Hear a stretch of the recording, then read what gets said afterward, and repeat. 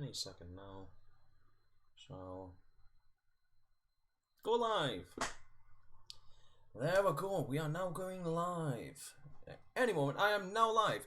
Lads, lasses, people with classes, and of course, all of those in between. My name, in case you didn't already know, is Dexter, and welcome to the Low Energy Livestream, where tonight I have a blinding headache, so this may be a very short one.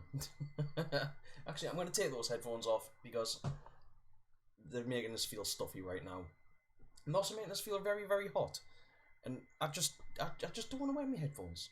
So I might put them back on later on because we do have a video that I'm going to have a little bit of an interact with in a little while. And yeah, we'll see what happens. We'll just see what happens. So hello there, guys. Hello, Martello. Hello there, Ben. Thank you very much for dropping in. Hello to those of you that aren't actually talking in the chat. Hello there, Paul. Thank you very much for dropping in. It is a pleasure to have you all here. Now, yes, for those of you that may just be tuning in, I have a headache. It is really hurting behind my eyes, but I'm going to soldier on and try and entertain you for a little while tonight. So, I'm just going to close some tabs there. Right then, so yeah, hopefully I can be of entertainment. I may be, I may not be. We'll have to see. But without any further ado, I suppose I will drop straight on with what games is available to play this weekend, and we'll take it from there. Oh, right then. Oh, this is gonna be so fun. Right. So first up, there is a walk-on at Outpost Chester. It is £15 for members or £20 for non-members. Hire kit is available for free for rental players. This one comes to us from Jonathan Hugh Evans, who I believe is actually the owner of Outpost. So thank you very much for that, Jonathan. Next up, there is a walk-on at Mayhem Essex. This is £55 on the day or £50 if you book in advance, which does include a box of paint. Arrival is 9 AM. There is also an on-site shop, and there is also, if you can't drive yourself, there is also offers of pick-up and drop-off from /2 Thaden Boyce on the Central Line. Now I'm assuming that's a train station. Thank you very much to Ronnie for that one. Ronnie was the first person to post up with that information on that one, so thank you. There is also the Juicy Walk-on at PPK. That's Paintball Park Kidderminster, for those that might not know. There is no entry fee with this, however, it is site paint only. And the paint is available from £40 upwards. Now, Magfed players are welcome at this event. However, there is no first strike rounds permitted to be used on site. Domino's lunch is also included in entry if you book in advance. Or if you don't book in advance and you want it on the day, it is an extra £5. There is also an on-site shop and a covered over base area, which is really, really nice, especially considering it's apparently going to rain this weekend. Or at least in my area it's going to rain this weekend, so maybe not in yours. But a covered over safe area is always a very nice touch. Next, that one goes out to Joshua Staniforth. Staniforth? Yeah, I think that's right. Thank you very much for the information on that one, Joshua. Next up, there is Ambush Southampton has a walk-on. It is £25, including a Domino's lunch and cake. The cake bit is incredibly important. Kit hire is also £5 extra. Thank you very much to Chris Conway for the information on that one. Skirmish Empire, there is also the Skirmish Empire Open at Skirmish Pro Training Centre this weekend. It is £260 per team, but that does also include 5 boxes of GI Custom.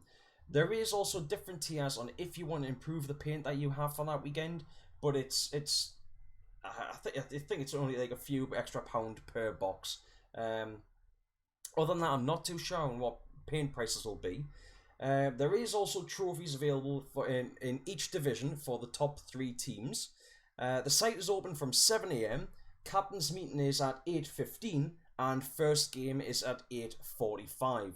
So that is a very early start for people like me who like to stay in bed. So if you want to play the Skirmish Empire Open, you better set your alarm clocks. But if you drop onto it, if you go down there and you go play it, please come back. Let us know what you think of it. Oh, and if it's a good one, or even if it's not, we'll pass it on to everyone else, and we'll see what to think of it. Jesus Christ, guys, this is getting worse. Oh man. Right. So, shall we proceed with the headbanging? Oh, right. Oh, other than that, how is everyone else doing? Oh God, I don't even feel like this when I'm hungover. So anyway, guys, yes, ladies and gentlemen, how is everyone doing today? I hope that you were all fine, and I hope that there was an event there that somebody may be interested in going and attending. Maybe. Yes. Oh God, this just isn't going well now, is it? Right. So anyway, now on to a couple of things I want to give shout outs to. We're going to drop over onto the share screen in just a moment. I shouldn't have clicked my fingers there because that made it sound like that's what I was planning on doing at that point. So yes, moving over to the share screen. Boom! Ladies and gentlemen, I present to you the Cell Swords SSG Long. That is Cell Swords Shotgun Long. I did share the smaller version of this on stream a while back because I thought it was really, really cool. But Cell Swords have now actually come out with an extended version, so you've got the extended barrel, they actually have the extended stock on it, as opposed to just the small sort of pirate-style pistol size. And this, to me, those of you that have been watching my stream for a while now, you know that I like pump stuff, I like shotguns and things like that. This, to me, is just really, really cool. So, of course, naturally, I had to share this out. And yeah, the only thing that puts us off is the price. However, it's not. I don't think it's that ridiculous. I mean, there hasn't actually been a price confirmed for this exact model yet, but you can get the original model, the pirated size, for I believe it's $180. So at a guess, that's probably somewhere in the region of about, I'd say about £130, £140 maybe. So if anyone's interested in getting one in the UK, drop over onto the Cell Swords Facebook page, and you could probably drop them a message there. Or if you have a look on their website, you may be able to get it shipped direct from the website straight to the UK. And please, if somebody can, please send me pictures, because get out and play with this. It looks really cool. And as you can probably see in the photos, yes, it does run on shotgun shells along the same sort of lines of the Goblin Solo. But isn't it cool? Right, so we'll quickly scroll through some of the photos here of it. I'm just trying to find my mouse, and we'll load. Yeah, as you can see, it is an over and under shotgun as opposed to something like the HDS 68, which is a side-by-side shotgun. Now, that's not a... Personally, I just prefer the style of the over and under. I think it's a little bit easier for aiming as opposed to side-by-side. But they've each got their perks. Now, I think this would definitely go... This would look fantastic slung over in a shoulder holster or in a shotgun scabbard on a Magfred player's kit. This would just look brilliant. It does put us off slightly that you have to use freak inserts with this, purely because if you want to use this reasonably regular, and you want to use it with some sort of level of consistency, you're probably going to want to use the same insert in both barrels. So obviously, if you're using the same kind of paint, then that's going to probably be the case. You could get away with using two different size inserts, but if you're picky about it, you'll probably want to use the same size, which will mean that you would have to buy two inserts for it. But that's a small nitpick, and yeah. So yeah, just a few more shots of it.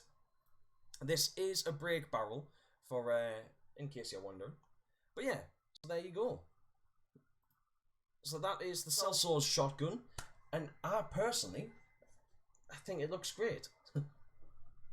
Right now, I'm going to move this over here so I can actually see what you are saying in the comments there. Postage and customs will bump the price up, says Paul. Well, yeah, Paul, that is true. You'll probably, depending on if you get hit or not, you could be looking at significantly more than 140. But it would depend on it, I suppose, if it's how big the parcel is.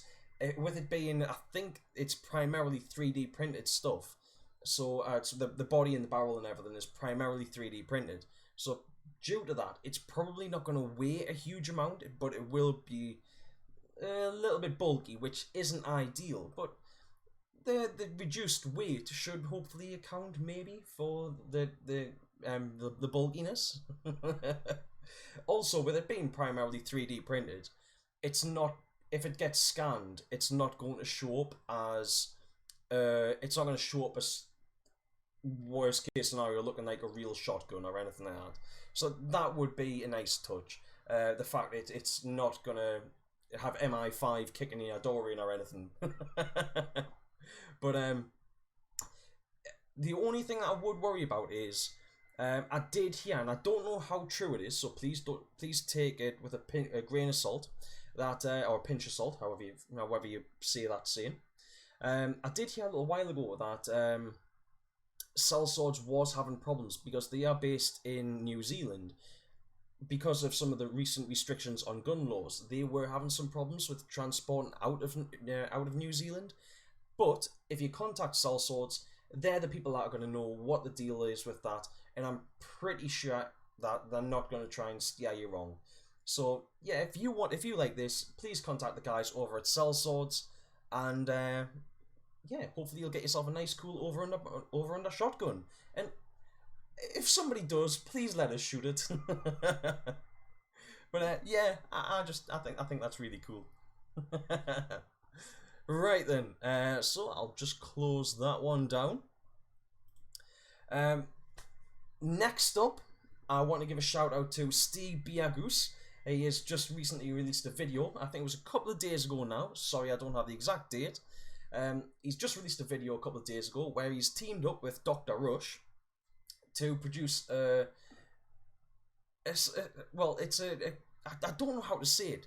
He's done one video which is then immediately sort of followed on by Dr. Rush's video. Everything that I talk about at the moment is linked in the description down below if you want to go check stuff out. Feel free to just drop this stream off now and go check this stuff out, because my headache appears to be only getting worse. So yeah. But yes, it's a great video. It's got some really funny moments in it. Or at least some really funny moments that I thought were really funny. It's got one of my favourite YouTubers in at the moment, Dr. Rush. And yeah, definitely worth going and checking out. Unfortunately, I haven't seen the Dr. Rush side of it yet, but I will be going and watching that after this stream. Or possibly in the morning, or reasonably soon, depending on how bad this headache gets. But yeah, go check those out. It's a great video from Steve Biagus, and also he's another YouTuber. If the rest of his content is as good as that video, he's another one that I think it's a shame that he hasn't got more subscribers. So yeah, if you like his content, if you go check it out and you like it, please drop him a subscribe. Let's try and get the guy to 200 subscribers. Now I realise, considering I have 6 people in my stream at the moment, even if all of yous do, that's probably not going to get him there. But let's try and boost him up a little bit further, and also share his content around as well. Colin, I'm just saying that Steve Biagus has just recently shared a video of him playing some Magfit paintball alongside Dr. Rush, where him and Dr. Rush, they've kind of teamed up to produce 2 videos sort of side by side with each other. Steve does the first part of the video where they are assaulting the building, and Dr. Rush's apparently covers, because I haven't seen Dr. Rush's yet. I'm very sorry that I'm not fully informed. But Dr. Rush's video then carries on. Oh, Dr. Rush's video then carries on from where Steve's sort of ends. Unfortunately, Colin, I think it's because I'm just overloading my computer with the amount of things that I've got open at a time. Yeah, so as I go through the stream, those things should hopefully reduce a little bit. Right, so because if you're having problems with stop motion Dexter, I'll open up this one because frankly nothing needs to be moved that much. So I've talked about this a couple of times, I think, on stream, and I've also posted some stuff on. Oh Christ! I've also posted some stuff on my Facebook page in regards to the YouTubers Union. Now, this, if you are purely here for paintball, this probably isn't going to interest you, but I think it's something that's worth talking about with fellow YouTubers. So it's not a massive one, this, but could lead to something more. So then, we'll drop back over onto share screen. And for those that don't know, Jörg Sprav is the guy that owns the Slingshot channel on YouTube, which is actually a very, very popular YouTube channel. He is a German-based YouTuber who makes mostly slingshots, or as the British know them, catapults. That's fine then, Colin. As long as the sound sounds fine, then you can listen to this as a podcast. So, yeah. Jörg Sprav owns the Slingshot channel, which is a channel, a YouTube channel that is primarily dedicated mostly to catapults or slingshots, however you know them. But he does also move into view goes down to one lol, yeah. He does also do stuff that is elastic powered projectiles, or in some instances air-powered. He actually did a video featuring the HDS-68, which he was of course using the F-stamped version because of the legalities in Germany, and the bloke is a mad genius. He makes fantastic content, but a while back he started the YouTubers Union, which was supposed to be an amalgamation of YouTubers trying to get together to do something about the things like the adpocalypses with YouTube, just the way that they'll ban channels without actually explaining why they've banned them, or they'll demonetize channels without explaining why they've been demonetized, things like that. So he recently posted this this post up. For those that are only listening, not actually viewing, those of you that are viewing have probably already read it. So, Jörg Sprav, my fellow union members, in exactly 1 week, on July the 22nd, we will issue a press release with news that will hit the YouTube community like a bomb. I know that it may seem to you that nothing has happened in the YouTubers Union, however that is not the case. I've worked like a madman to get things rolling, but I was bound to remain silent as long as negotiations were still going on. This will end in 7 days. The news will be very exciting. We are about to write YouTube history for the benefit of the creators, but in the end for the benefit of all that is YouTube. I can't go into details yet, but what is about to happen will make headlines globally. We finally get into a position of strength in our fight against YouTube's unfair policies. Stay tuned, my friends. I can't wait to break the news to you as well. Signing off, Jörg Sprav. Now, in fact, what is the date of the 22nd? What day is the 22nd? So the 22nd is next Monday. Well, it's always going to be next Monday, but at the point of recording this, that is the coming Monday. So, in fact, it's not always going to be next Monday, is it? It will always be next Monday from this point of this recording. But, so, I'm interested to see what happens from this.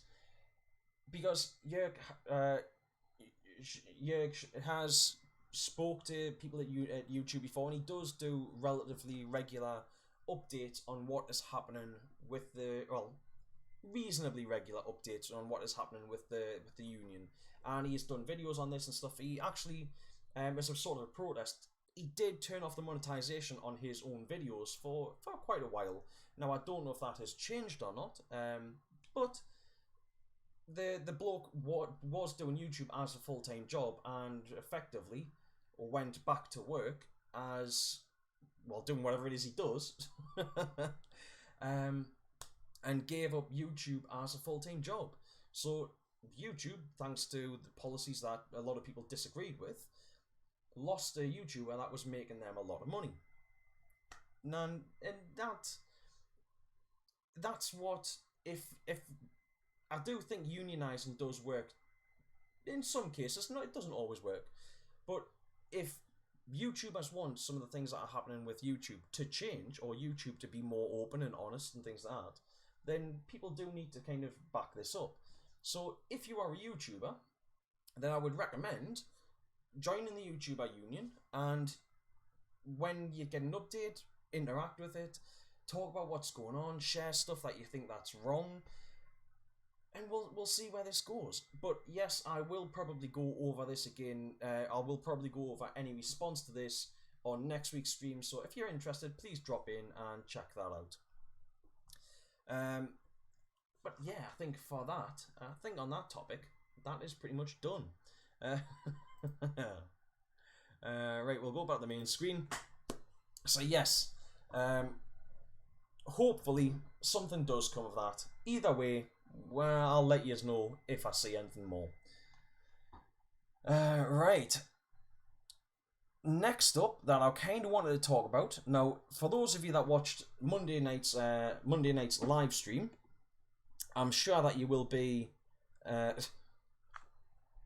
So for those of you that were watching Monday night's live stream, this won't be news to you, but I kind of wanted to go over it again.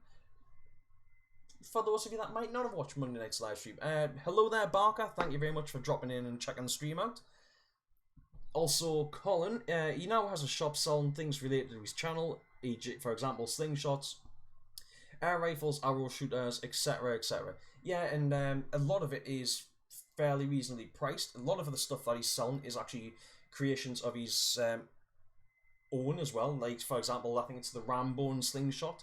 Is a slingshot that was a complete creation that he came up with himself, and it's actually a very nice looking slingshot. You can, I think you can get 3D printed versions of it as well, so it's very light, very cheap. No, Albert, we haven't seen the dog yet. He is currently downstairs with his mommy. So yeah, yeah, he does sell his own products as well. Yeah, Colin. Right, so yes, for those of you that might be interested, we are going over the subject of 50 cal first strike again. For those of you that are just tuning in, I'm not totally with it tonight. I've got a banging headache and I'm just not 100%. So if you're new to the show, I'm not normally like this. I can normally operate with both eyes open. Right then, so again, we will drop back over onto the share screen, and there you go. That is the 50 cal first strike that is now up for pre-order with DEFCON paintball gear. And as you can see, it's currently selling for £34, which isn't too bad. But that is only for 100 first strike rounds. Now, I'm not sure, I've lost my mouse, I'm not sure if we've got any more information on here. Product description. Utilising a combination of aerodynamic shape and fin stabilisation technology, first strike projectiles maintain their velocity longer, which is proven to be true. The result is 50% greater accuracy, range and unrivaled accuracy, again, true. Finally, players have an alternative to accuracy by volume or backspin gimmicks that simply change trajectory. Become one of the first true paintball snipers with first strike conversion kits are now available for all Tiberius markers. Well, I think that stuff seems like it's just a generic sort of write-up for first strike rounds in general. Not necessarily the 50 cal stuff. Fin stabilization, self-rifling provides superior range and accuracy. Yes, First Strike do act more along the lines of a bullet. It's kind of like First Strike to round ball. It's along the same sort of lines of comparing bullets to musket balls. It is true that they get much greater accuracy, much greater range. Unfortunately, you also have a much greater price. A brittle polystyrene shell allows breakage on targets at extended range, withstands extreme temperatures, moisture, and humidity. Well, that's because it's not a gelatin shell as what tradition used to. Now, this is no different than normal First Strike, but not even normal First Strike. People have done sort of tests where you leave a paintball out for even for a day and the goal's squishy.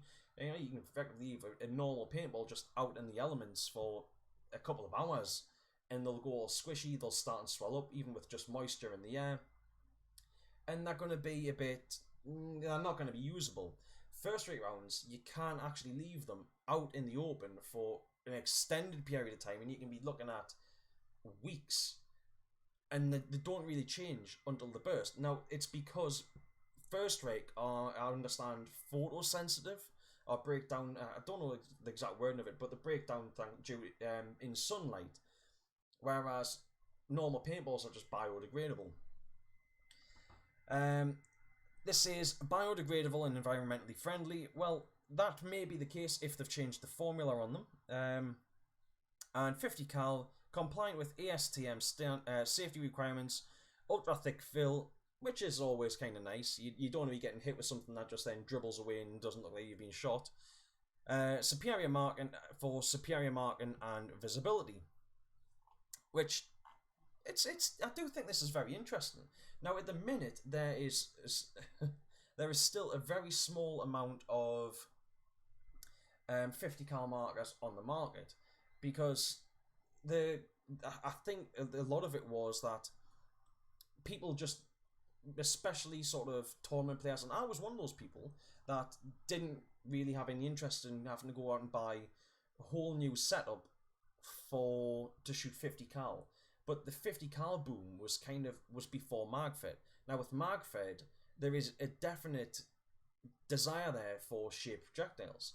You know, with shaped projectiles, you've got that longer range, you've got the better accuracy. It's a bit more like shooting real steel in some ways. You know, the balls don't get the First Rate don't really get squished in mags, the same as what some round ball can. It's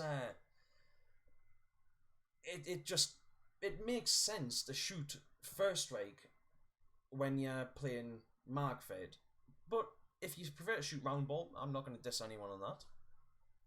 But I'd be interested in seeing what the sort of the range similarities or differences are between First Strike, 68 cal First Strike and 50 cal First Strike.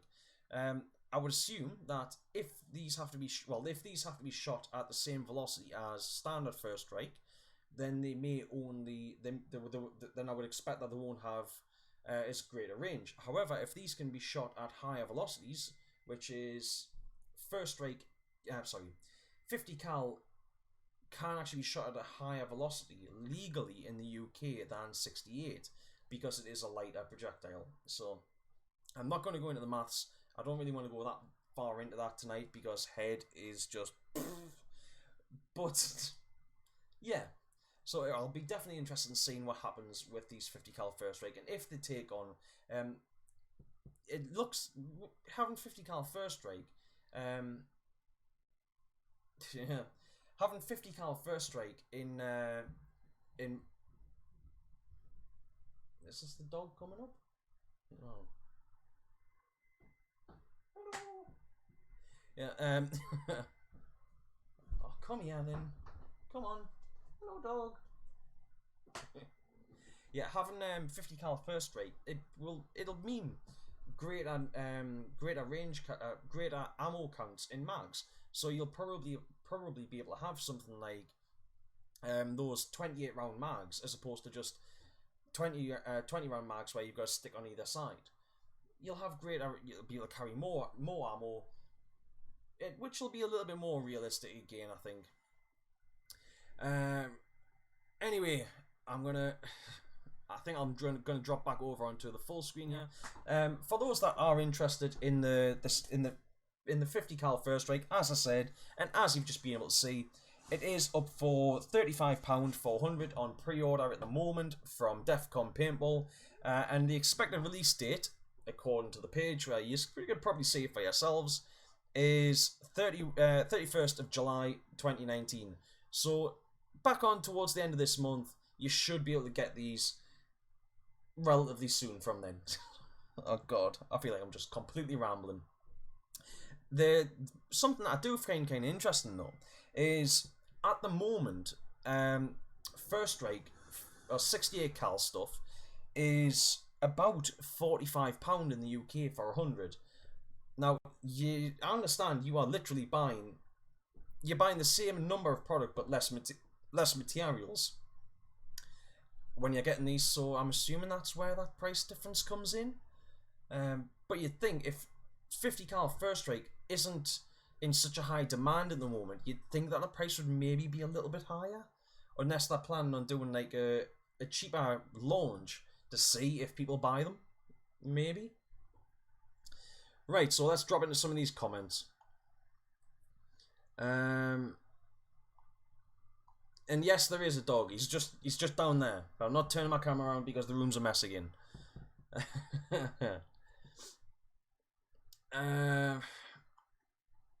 Colin, you've been concentrating hard to materialise a dog, haven't you? Yes, Colin, indeed I have.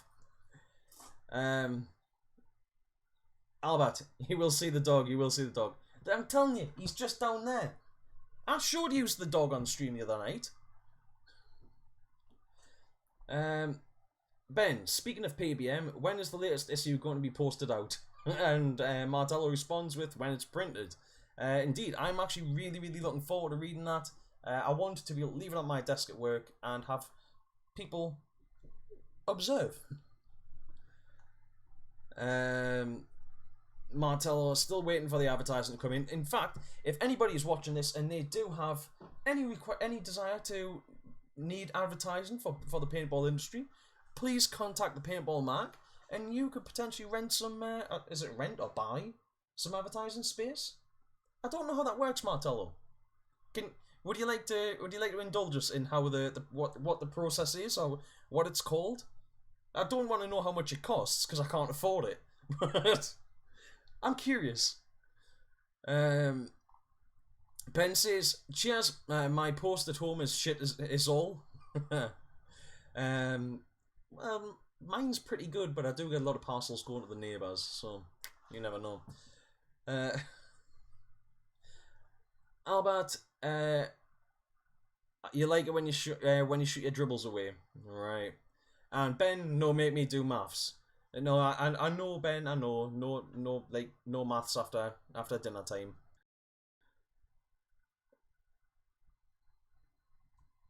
Albert, he's seeing things again. I'm not seeing things. Ben, again, a 68 cal round at traveling at 290 is the same as a 50 cal round traveling at 450. Yes, that's it. It is safe to shoot a 50 cal round, and also legal to shoot a 50 cal round at a higher velocity. But there's a lot of sites that don't want to have to try and chronograph people at different velocities. It's just simple enough to have everyone fire at, say, at 300.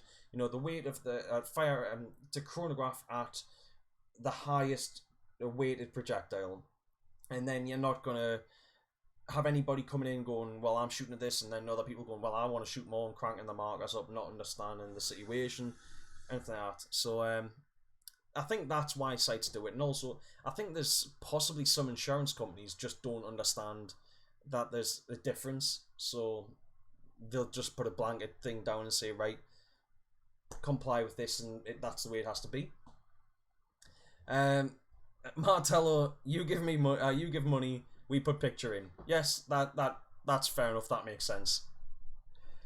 Right, and finally, I think we'll move on to this for now. But first off, well, I saw a video earlier on shared by John Michael Reyes, And I have shared this on my Facebook page, so some of you may have already seen this. Oh, that hurts. I don't understand why some people will purposefully be dicks with photographers or people people recording. One moment. There we go. Yeah, so I don't understand why some people feel the need to be dicks with photographers or people recording events. These people, a lot of them, you know, they're not being paid massive amounts of money. Some of them are doing it because they actually just enjoy paintball and they want to kind of contribute back. Even if the people are being paid, they're probably being paid more. They're probably paying more for their equipment than you are paying. Well, than what they are being paid for the photos that they are taking. Now, for those of you that do follow the content that I upload, the live streams and the content that I upload regular, we had Martello on the Technical Problem broadcast a couple of weeks ago, and he was describing some of the costs of what it is to be a photographer in paintball, and it's not cheap. It is a very expensive thing to do, and as I was saying, Jean-Michael Reyes shared a video earlier on, and I'll just put my headphones on for this. There we go. And we're going to go through this together. So, I'm just going to flip over onto screen share. Now, hopefully, I don't know, well, Mr. Reyes, because I don't know if it's Jan or Jean-Michael. Hopefully, he will be okay with us actually sharing this out on my stream. If not, it should fall within fair use even then, but I'm doing this because I think this should be, the point of this should be raised. He has shared a video today of, he's been recording, I think this was a game that was held at Ion, and he has caught this on one of his drones. Some arsehole has been trying to shoot one of his drones while it's in the air. Now, I think most people have a basic idea that drones aren't cheap. You can get them for, you can get some drones for relatively cheap, but you're not going to be flying those around and they trying to film with them and stuff. They are very sort of basic and naff. If you've got a professional that's flying a drone round at an event, it's probably going to be quite an expensive piece of kit. So well, let's just start playing this. Hopefully you can hear this. Alright, so if y'all can help me out, if you guys look right here where my mouse cursor is, there's a guy right here in this tennis ball green jumpsuit with the green mask. Let's open this up a bit more. Apparently he was trying to shoot the drone at the sky. The thing is, I don't even know why he's saying apparently. You can see the guy. There's no apparently to this. You can legitimately see the guy. I mean, right there, you can even see the guy is pointing his marker at the camera. I didn't notice this till I was in post and was reviewing the footage, and I saw a few things whiz by the screen. So I rewinded it and noticed he was shooting at the camera. So a few things wrong with this. There's over 1,000 people on this playing field, and if this drone falls out the sky and hits somebody, and possibly the propellers are still going. You know, what he's saying there, that is a genuine concern with, you know, I work for a company that actually is involved with stuff that is designed to take drones down. And they actually have parachutes on that stuff so that it doesn't just drop.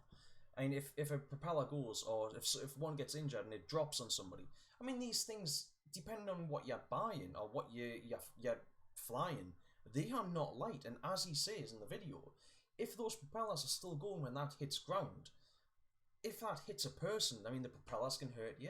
The fact that it's just a really heavy weight could do some serious damage in itself. It's a genuine concern that if somebody tries to knock one of these out of the air, it could genuinely hurt someone. It can cut them. It can cut them pretty deep. I personally have been cut and needed stitches in my arm. Um, it's not a fun day, and you could potentially. Is that a toilet in the background there? Beside the U-Haul trailer. I think that's potentially a toilet or a shower, that isn't it? Just a little side note sort of thing there. Ruin somebody's skin from doing that. It's just not cool. On top of that, it's somebody's piece of gear that they're using to cover this game and provide you with video for. That's the other thing. You know, you've got somebody that is actually attending a game, like I was saying before, that is making videos, that is recording footage, that is trying to make you look cool when you're on field, and your response is to try and shoot down the thing that they're using to try and make you look cool. And I mean, as he pointed out, he's wearing a bright green costume as well. It's going to be relatively easy to find out who this guy is. For it, so we could, recap this whole event, and you're sitting here trying to shoot the drone at the sky and ruin that for everybody else on the field. That's a little selfish and a little inconsiderate. But yeah, so let's go ahead and play this video. So as you can see, he's already got the gun drawn.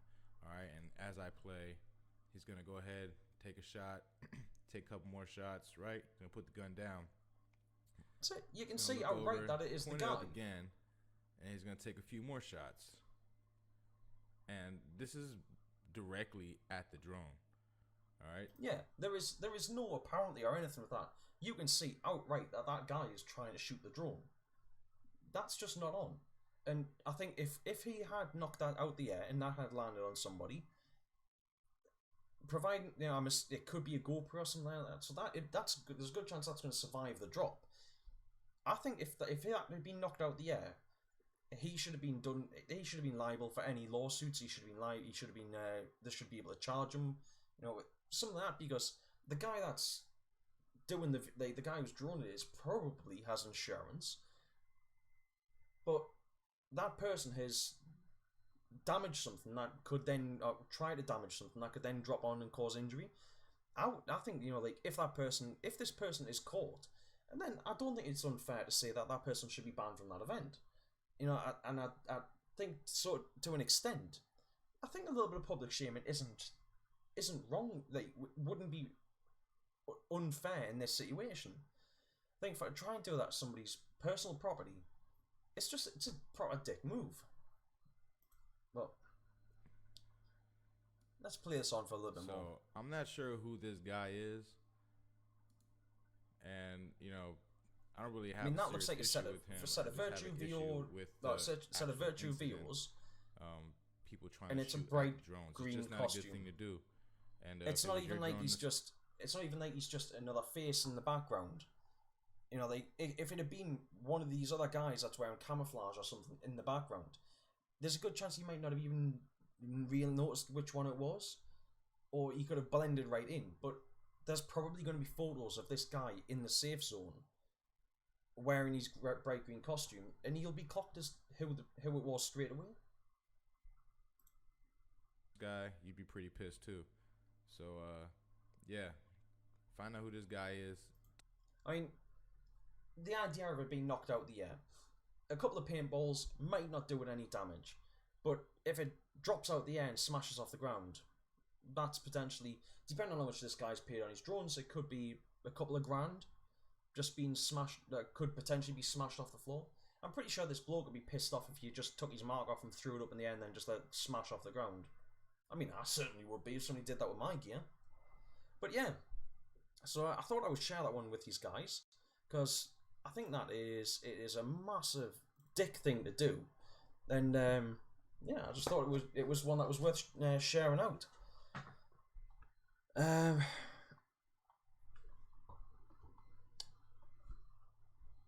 What are people saying here? Colin, oh yeah, I'm bleed paint type of patron soon. Headache, or just did that just not make sense to me? Albert, so Ben, what's the maths for how many times Dex has seen imaginary animals?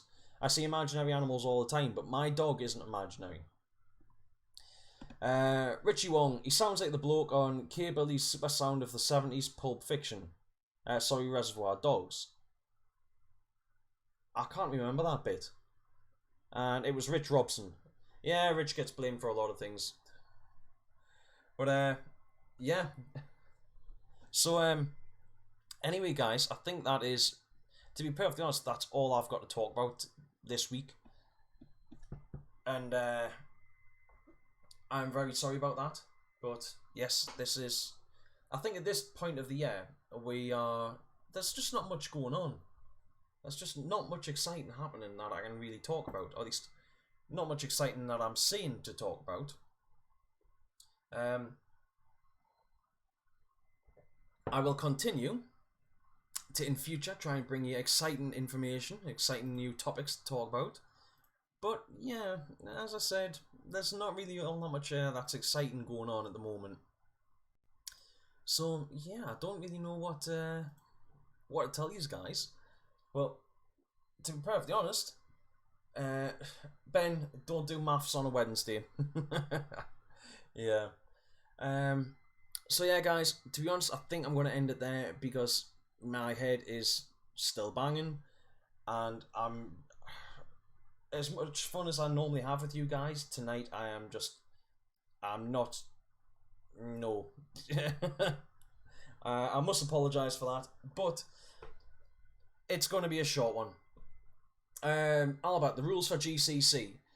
I suppose I can have a quick look through that one. I can't remember where they are at the moment. I think if I want to get the rules for GCC up, I'm going to have to go through some stuff here. Unless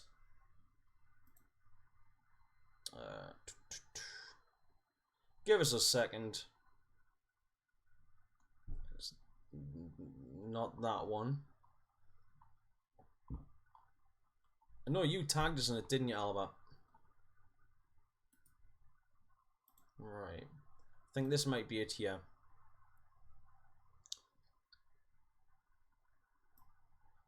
In fact, I'm pretty sure it is this one here.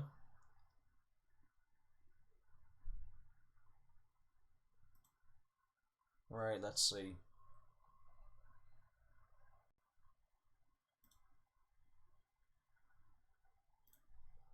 I do think for those that are going to GCC, going over the rules, it could be useful.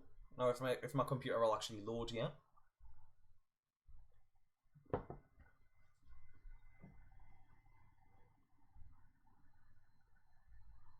Yeah, Paul. Yes, unfortunately. Right then. So, come on, page 1 of 1.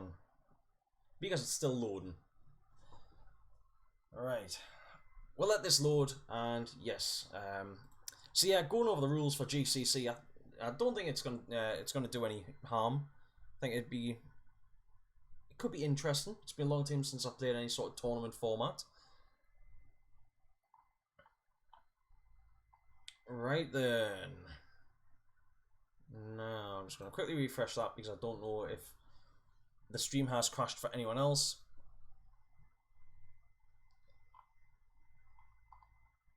Oof. Alright,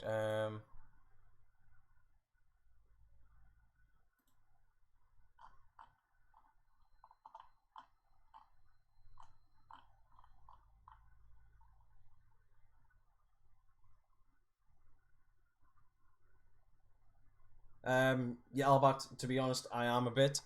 But, I suppose we'll go over it. We'll go over it today, as opposed to waiting until next week, because next week it's going to be a bit close to the event, isn't it? So then,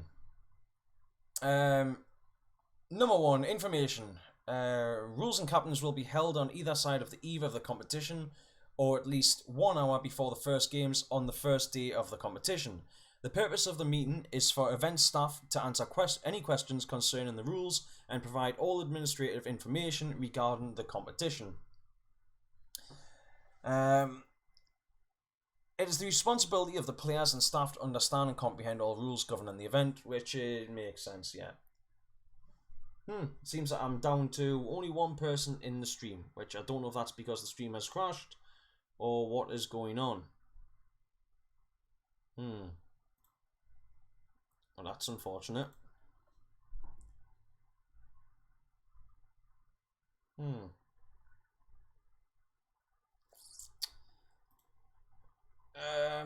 I think the stream has actually crashed now. So if that is the case, then I think I might just end it here, guys. I'm not sure if it is actually going on or not. I'm not sure if the stream is actually still following on. Yeah, it doesn't look like it is. It seems like there is actually one other person here. I don't know, I think this laptop's nearly had it. Yeah, I don't know. Oh no, it's gone into proper full-on stop motion.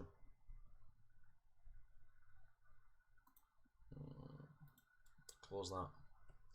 We are back up to 5 viewers and now back down to 1. And back to 5. I have no idea what's going on. Right, so yes, I suppose I'll continue reading through some of this and you can let us know if the stream is actually still going or not. All fields will be available for inspection the day prior to the start of the competition. Which, if you get a chance, I always recommend that if you're playing a tournament, go out and walk the field beforehand. Hell, even if it isn't a tournament, it's just a big game or something. If you get the opportunity to go out and walk the field the day before, go do it. It doesn't do any harm. Richie says he's still here abusing us. Fantastic, thank you very much, Richie, and also thank you very much, Albert.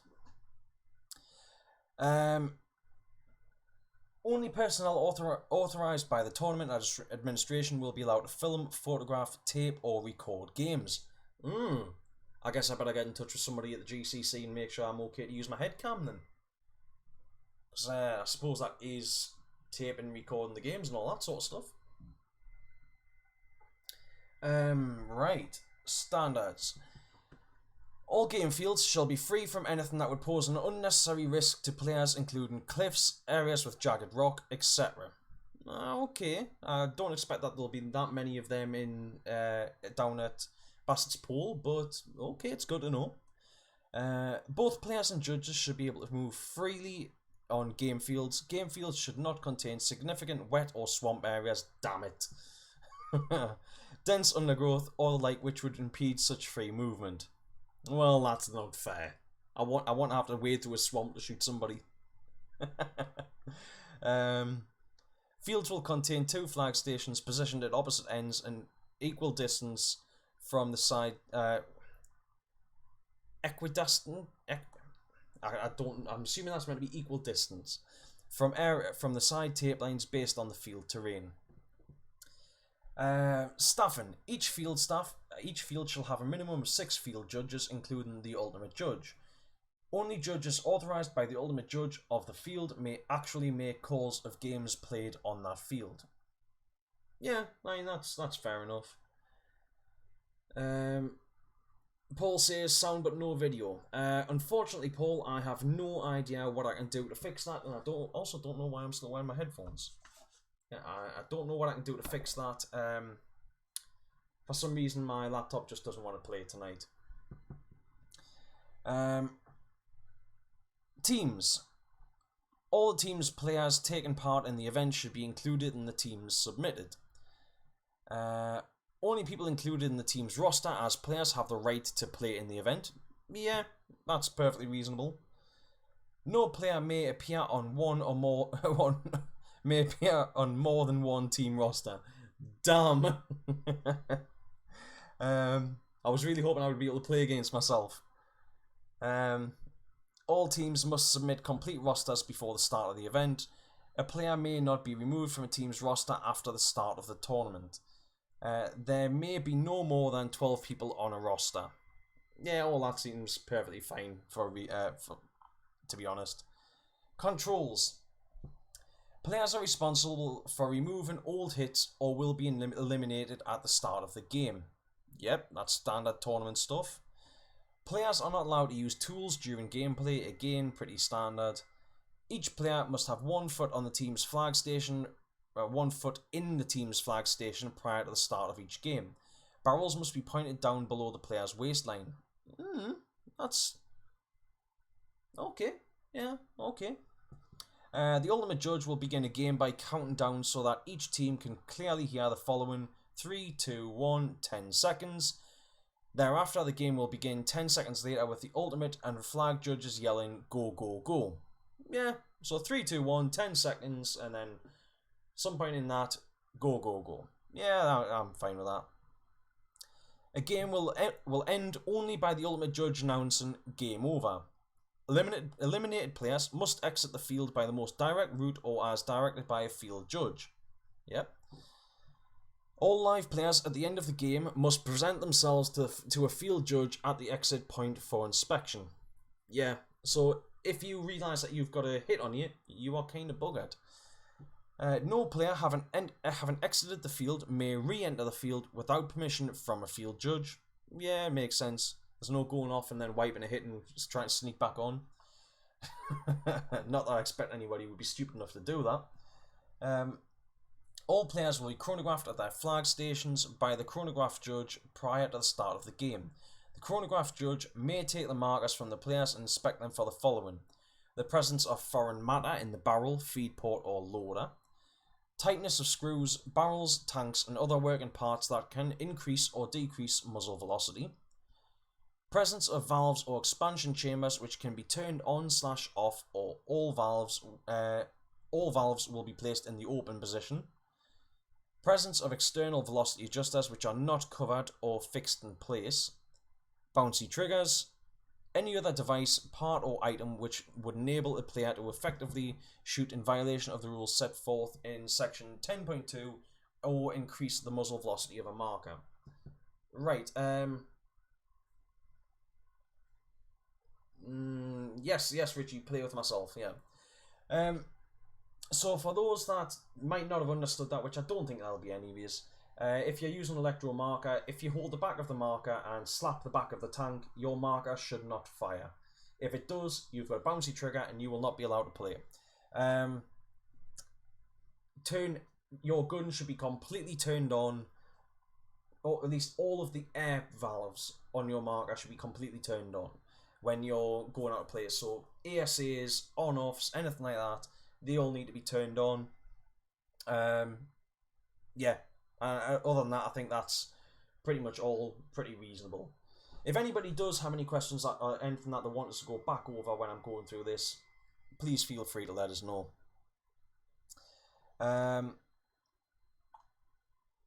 Markers will pass inspection if the foregoing is complied with and the velocity of any paintball marker does not exceed 300 feet per second.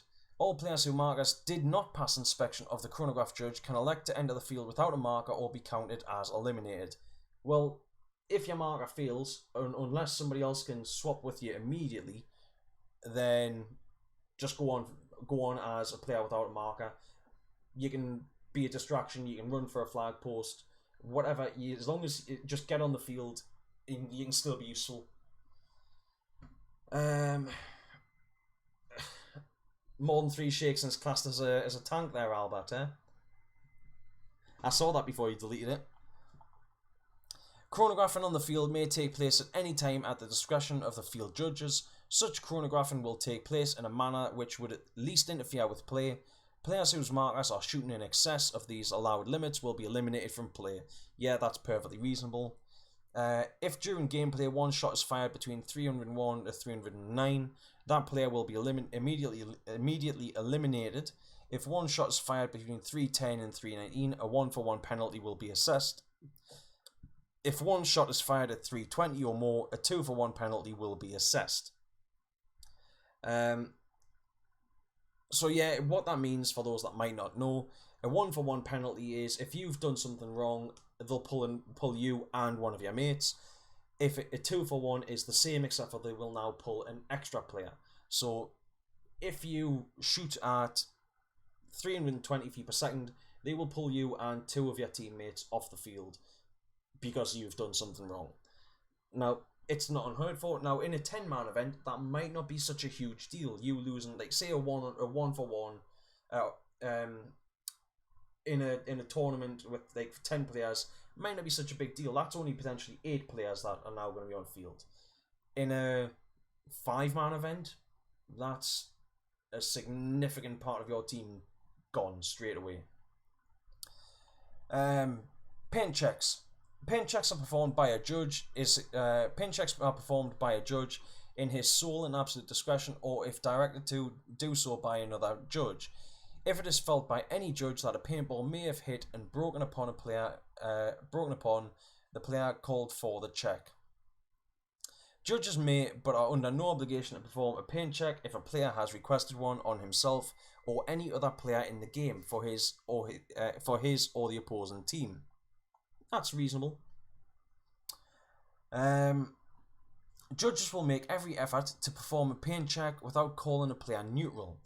But that judge, in his sole and absolute discretion, may call a player neutral if it is felt that he cannot effectively make the check without such a call. If such a call is made, the judge will signal that player neutral, and that player can no longer be eliminated until the judge completes the check, and the player can resume his position prior to the check and call, and check. Players not called neutral may be eliminated during a paint check. Again, that's pretty much standard. Albert, the Mac is as bad as your phone for autocorrect. Well, you see, that's an Apple product for you. Oop. No flag carrier will ever be stopped or declared neutral for the purposes of performing a paint check. Yeah, that's also reasonable. You should be checking yourself before you grab the flag.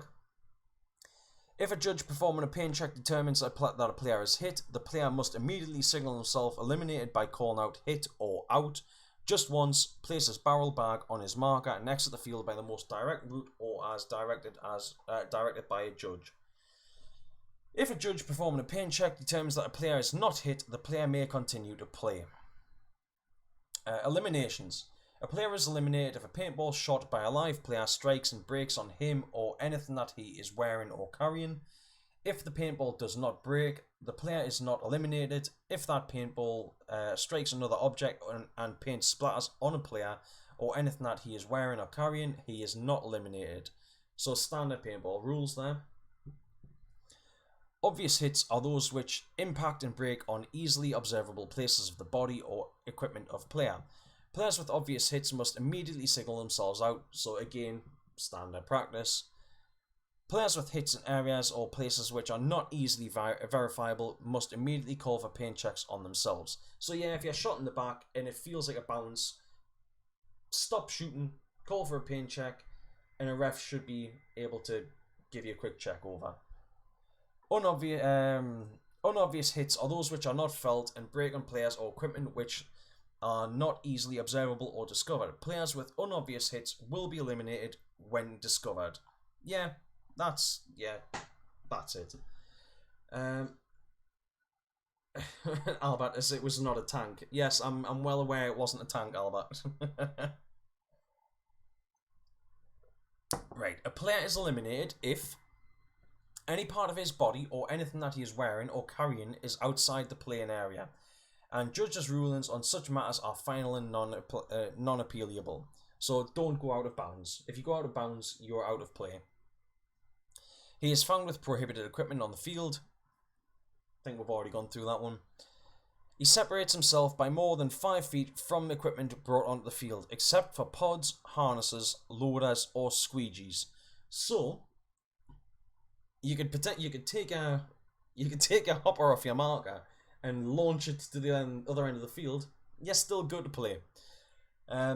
He engages in unsportsmanlike conduct, including but not limited to excessive shooting, failure to obey a judge's direction to stop moving on a player, deliberate avoidance of a judge in a manner to prevent the judge from chronographing a marker, making a call or otherwise enforcing these rules, shooting a judge, and verbal abuse of opposition players. Judges' rulings on such matters are final and non-appealable. So basically, play nice. He takes actions which would cause members of the opposite team to believe that he has been eliminated. So, no dead man's walking, no putting your hand on putting your hand on your head, no calling out and then rejoining the game or anything like that. Though I don't think I really need to explain that much. That's pretty standard sort of stuff. Although I'm not sure where technically I'm not sure where the rules would stand on a dead man's walk, because yet Barrett, you're not actually doing anything to make the enemy team think you're out. You're just walking up the field and they think that you're out. And that's what a dead man's walk is, but you're technically not calling yourself out. Just a very sly thing to do.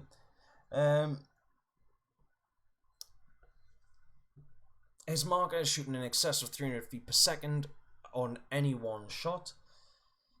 He is eliminated by a judge as a result of a penalty called on a teammate. So yes, you can be pulled off the field even if you have done absolutely nothing wrong. Judges in their sole and absolute discretion may issue warnings rather than eliminate players or call penalties for the following infractions. A first offence, failure to observe a neutral call. So if you are called neutral because a ref is checking you, do not shoot. Failure to use a barrel blocker, although we're not really, generally paintballers don't, in fact most sites don't allow you to use a barrel blocker, it's actually barrel bags, but semantics. Use of inappropriate language, I'm going to be pulled off the field, aren't I? First offence, abuse of calling for paint checks, so do not abuse the paint check call. I always remember there was a guy who was based in down York, who was known for calling for paint checks constantly. From the moment somebody shouted game on, he was shouting on his hopper, check his hopper, and that would go on the entire game, to the point where he was pulled off games several times for overuse of on his hopper. A second offence, failure. Judges will eliminate players for the following infractions. That was the may issue warnings rather than eliminate players or call penalties on the following infractions. So then next one, judges will eliminate players for the following infractions. A second offence, failure to observe a neutral call. A second offence, abuse of calling for paint checks. Use of inappropriate language. I am being pulled off the field, aren't I?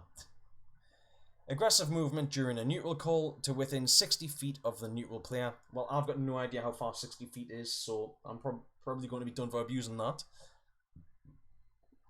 Failure to wear authorised goggles, full face and mask system, and checking in as a live player at the end of the half with an unobvious hit.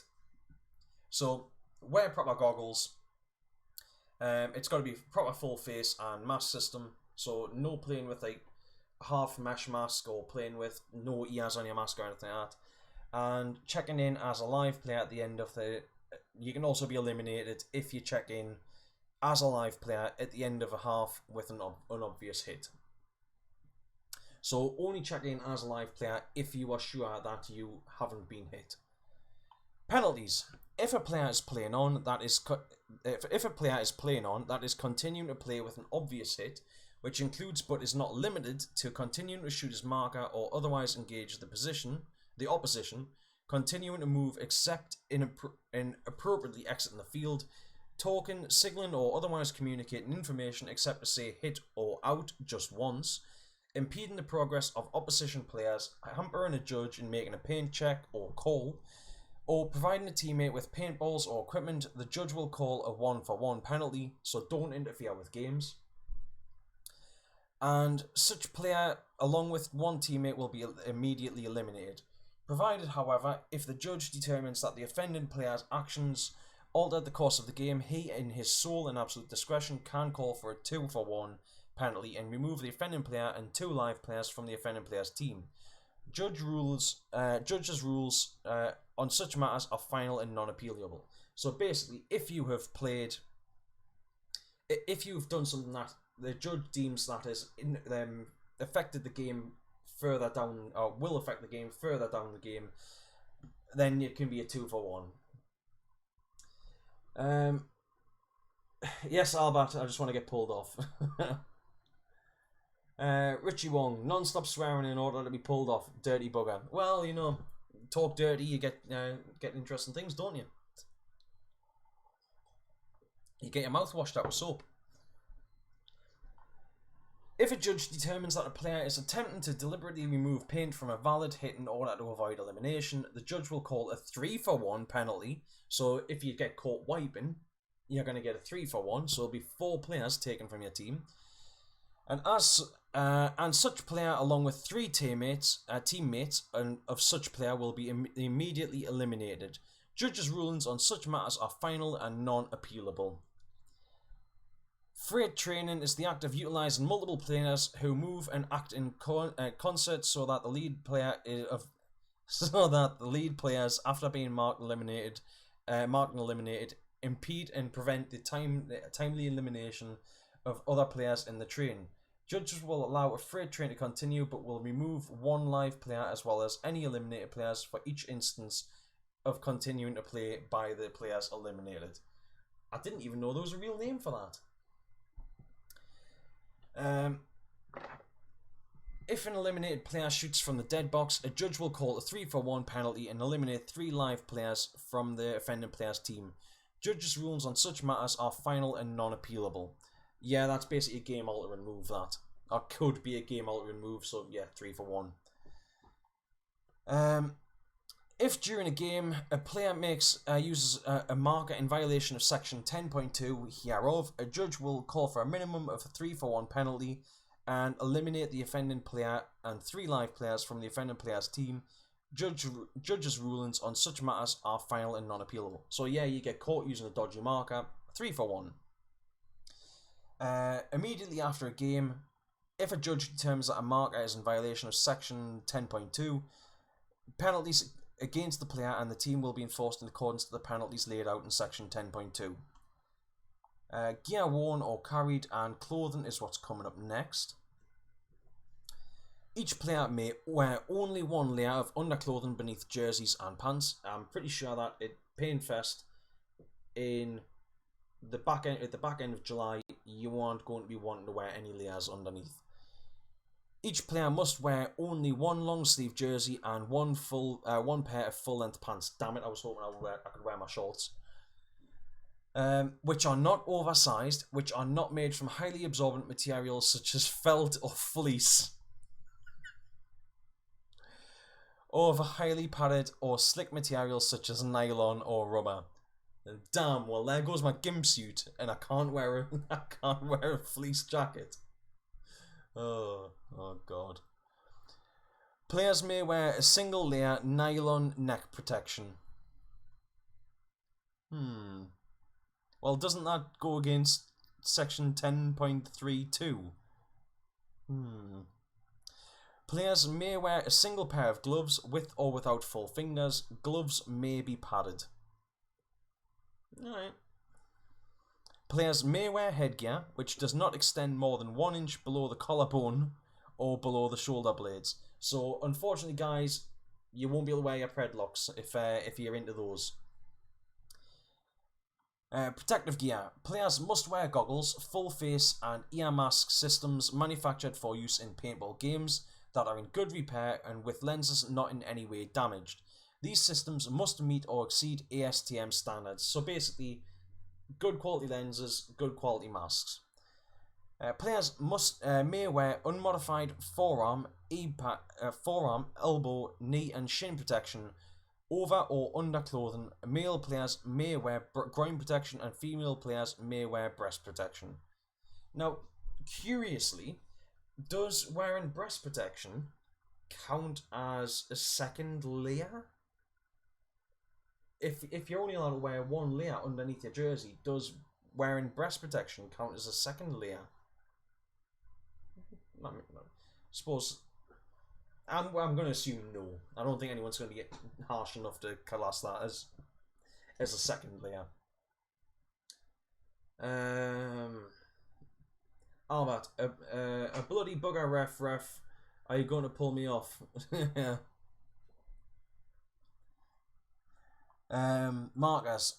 Players may carry into a game and use only one 68 caliber pump or semi-automatic mechanical marker or an electric marker with a rate of fire capped at 5.5 balls a second or less. There you go, Albert. We can play pump. And has a single barrel and a single action trigger. Damn it. So no double barrels then. Where applicable, the force needed to pull the trigger of the marker must exceed the bounce back force of the trigger caused by the expenditure of the paintball, eliminating the possibility of a bouncing trigger. Fire mode requirements and infractions. Players may choose to use electronic markers with a semi-automatic firing mode capped at 5.5 balls per second, and they may choose to use 2017 NXL Millennium rampant firing mode capped at 5.5 balls per second. Full auto is not allowed. Number 1, there's about 4 sections to this, I think. Number 1, a player on the field of play whose marker fires 2 shots at 5.6 to 5.9 BPS will be assessed a major penalty of 3 for 1, or if discovered after a game by a judge, the team will be assessed a minus 20 points on their score sheet. A player on the field whose marker fires 2 shots at 6 to 7 BPS will result in the match automatically being awarded to the opposing team, with the losing team receiving a score of minus 40 and the winning team receiving a score of 100. A player on the field whose marker fires 2 shots above 7.1 BPS will result in the match automatically going to the opposing team, with the losing team receiving a score of minus 70 and the winning team receiving a score of 100. The player who receives the penalty will be suspended for the rest of the tournament. The team will be required to play with 1 less player for the remainder of the event. So even if you have extra players on your roster, they will not be able to play in that person's place. Any illegal marker, which is an illegal mode or settings, is not allowed on the field of play. Players attempting to carry an illegal marker on the field of play prior to the start of the game will be assessed a major penalty. A player bringing an illegal marker onto the field of play after being informed by a referee that the marker is illegal will be assessed an event suspension. Suspension, sorry, not suspicion, for God's sake. Right, where's my mouse gone? Yeah. Number 8. All markers may be checked by the ultimate judge after a game has been completed, but before a score sheet has been signed by the team's captains. All markers with any form of external velocity adjustments must be modified in such a way so that the velocity adjuster is not readily accessible during the course of play. All regulators require tournament caps so that they cannot be adjusted without a tool with the marker gassed or degassed. So, for example, if you're shooting an old school auto mag, you will need to have a velocity lock on the back there so that you can't adjust your marker. Or if you have, say, like an ion with a classic ion reg, you shouldn't be able to degas the marker, adjust that reg, and then, because it was just a nut on the bottom of the reg, and then turn it back on. You'll need to have something that can stop you from being able to do that. Barrels may be equipped with porting, slots and /or rifling, but may not have a sound suppressor attached or an integral part of the construction. Cloth, neoprene or any material may be used to cover the air tank attached to the markers. Barrel bags must be used off the field of play and away from the chronographing areas. Again, that's pretty much standard sort of stuff. Paint, only 68 caliber paint shall be used, so that means no 50 cal for those 50 cal boys out there. Paint must be non-staining and water soluble, purchased from an on-site vendor, so no finding any old school oil-based 68 cal from right the very early days of paintball. Other equipment. Players may carry a number of paint pouches, clips or loaders. Players may carry 1 goggle cloth in their pocket. Players may carry any number of squeegees or swabs, and players may have just 1 compressed air or CO2 tank certified for use as of the dates for the tournament. So I suppose that would mean that I couldn't play stock class then, if I wanted to. Prohibited equipment. Prohibited equipment includes, without limitation, listening devices, damn it, any form of electronic surveillance, incendiary devices, smoke-producing devices, paint which contains toxins or pathogens, paint with a shell or fin altered or augmented in any way, or paint which is not biodegradable. So I suppose that would mean my JT Proteus with the inbuilt ear thing would be outright banned.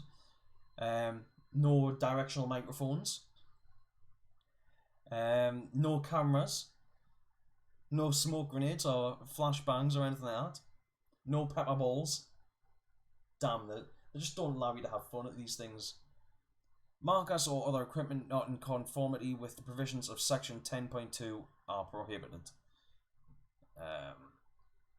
Game structure. Each team will begin with its flag hanging in its flag station. The objective of the team playing the 2-flag game is to capture its opponent's flag and take it back to its flag station by an unmarked player. All 10 player teams will play 2-flag game format. Alright.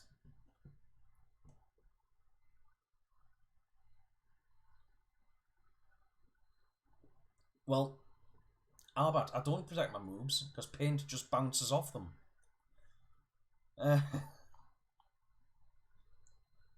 scoring. In a 2-flag game, a team will be awarded 2 points for every player on the opposing team eliminated at the game's end, and 1 point for every player on such team not eliminated at the game's end.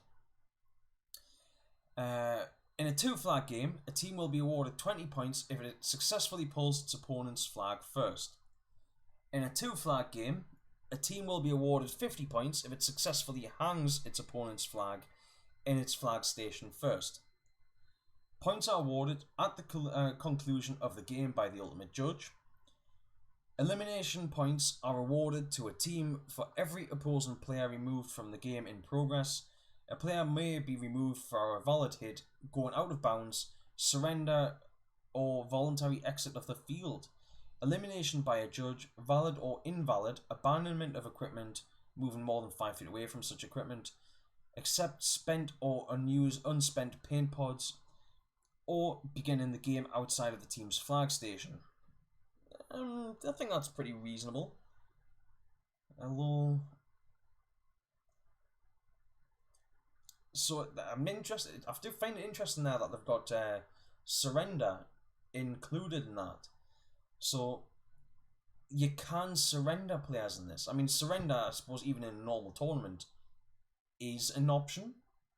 But I know barrel tags in a lot of tournaments don't actually count in a lot of tournaments. But if a player takes it and walks off, if they call themselves out, then it does count because that player's then called themselves out. A first flag pull occurs when a player not eliminated is the first to physically grab and completely remove the flag from their opponent's flag station before an opponent manages to do the same. Only one team may be awarded first flag pull points during a game. So even if you can just pull the opponent's flag before you're eliminated, you get points. Flag hang points are awarded when a player not eliminated breaks the plane of his flag station with the flags. Flag hangs are awarded in conjunction with or independently of the first flag pulls. Flag hangs will not immediately be awarded upon the flag break in the boundary of a flag station. The status of the flag carrier will have to first be verified as not eliminated. At the time of the flag hang will be recorded prior to such verifications, and the player is determined. If the player is determined to be not eliminated and no other hang occurred prior to that point, the hang will be considered valid, and the game will be considered over at the time of such hang. In case of a tie score among teams, such ties will be broken, first by head-to-head competition, the winner of such contest advancing.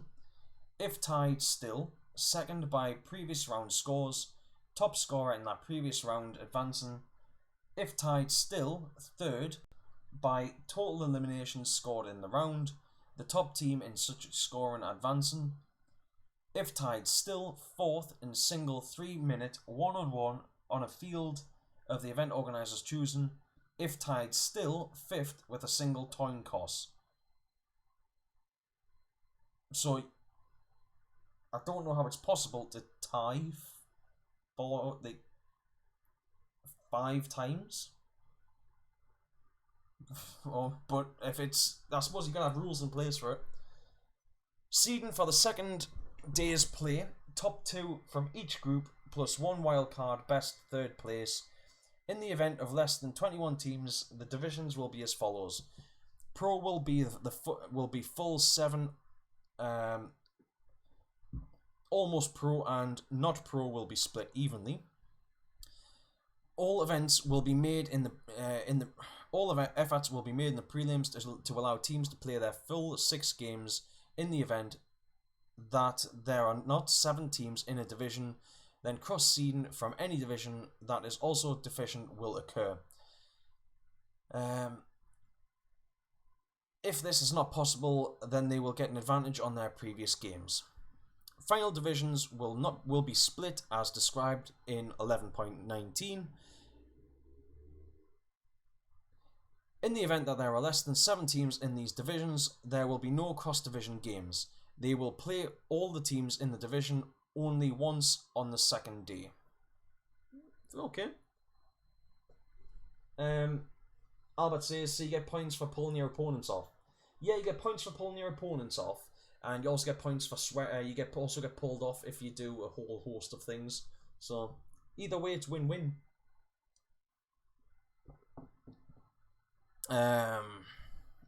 Miscellaneous.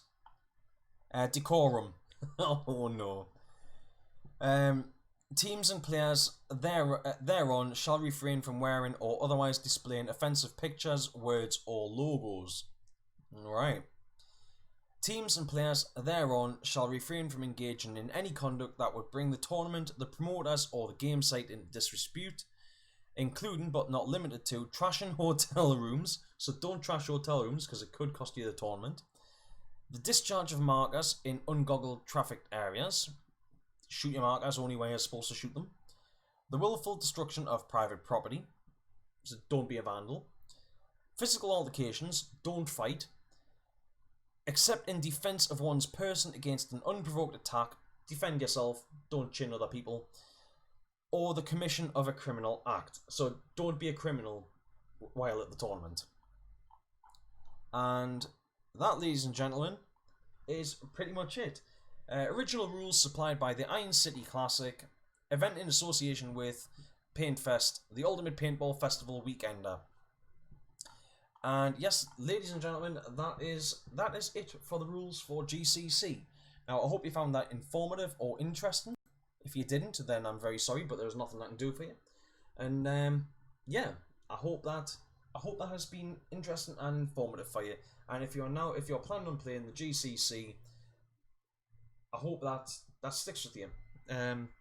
Basically just stay in bounds when on the field. Stay in bounds. Make sure your marker matches the rules for the event. So less than 5.5 balls a second, unless you're shooting a mechanical, semi-automatic, no full auto. Be nice, and just do what the refs tell you. That's the best way that I can kind of summarise it.